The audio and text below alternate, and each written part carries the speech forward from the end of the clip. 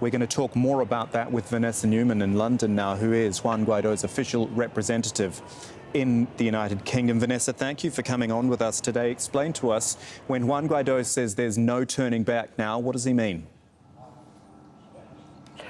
Thank you very much. Well, this is the final phase of what he had called Operación Libertad, Operation Liberty, to free Venezuela. As you know, President Guaidó has laid out a three-step plan, which he laid out when he was sworn in, when he took the oath of office on the 23rd of January, which is end the usurpation, set up a transitional government, and hold free and fair elections. So this is the step to end the usurpation by the Maduro regime, which is basically a drug cartel that has seized the levers of power and will not leave and allow the constitutional government to basically govern.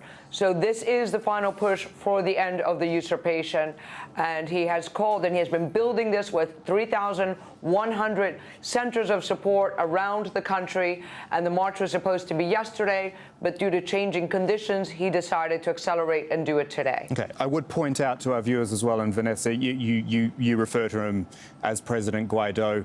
We would say that he self-declared himself president and was sworn in as an alternative. That is actually obviously open to interpretation. I do just want to clear that up for our viewers who might wonder what you're talking about there. One thing I would like to ask is about the support that Juan Guaidó has. You talked about centres all around the country. The military support is obviously very important. He had military elements in the video earlier. What sort of numbers has he got there? Because going up against Nicolás Maduro's army is a pretty major thing. Thank you very much. To your previous point, actually Guaidó is the constitutional president by the constitution that this regime supported and drafted, and has been recognized by 54 countries as such, and I am accredited as such before the UK government, who recognizes him. Okay. So that is why that's my official title. In terms of numbers,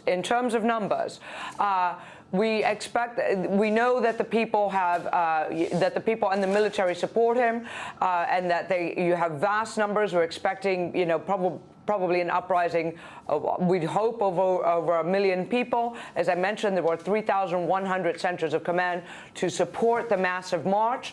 And the fact that Juan Guaidó has been alive all this time and left the country and re-entered the country indicates that his safety is actually guarded by some people within the military. We have, every hour, we have more and more units of the military supporting him. We are waiting for the Minister of Defense, Padrino López, and the head of the army, Suárez Churio, to come out and support the Constitution. That's why this is happening, because the Constitution supports Juan Guaidó's presidency and the military realizes it. So the call has been for them to come and support the will of the people and their constitutional government and stop the usurpation by the drug cartel. As I look at the live pictures from Caracas and we see the chaos on the streets there, is Juan Guaidó calling for this uprising? Is it not putting a lot of people actually in danger? I mean, it's tear gas at the moment, but this could turn even uglier at any point, you feel? Well, there's always a risk of that. I mean, we hope, we have called for a peaceful transition. Our hope is that basically that Maduro and his top cabal, who are all sanctioned for human rights abuses and are responsible for the biggest humanitarian crisis the hemisphere has ever seen, an exodus that's as big as Syria with higher infant mortality rate and the starvation of 18.7 million Venezuelans, that they leave the country peacefully. That has been the offer. Get on a plane and get out. Your time is up. You are seizing power against the Constitution. So we are hoping that it will be peaceful. If there's bloodshed on the street, it will be Maduro's forces who are shooting at the people, and they have been responsible for the human rights abuses and the suffering. And that is what people are standing up for. They want their freedom, they want their rights back, and they want to eat and live peacefully. Vanessa Neumann is a representative for Juan Guaidó in the United Kingdom, joining us from London, and we thank you for your time. So the live pictures once again, and as you've seen, I mean, even just in the 16, 17 minutes we've been on air, would say this situation has deteriorated. A lot more people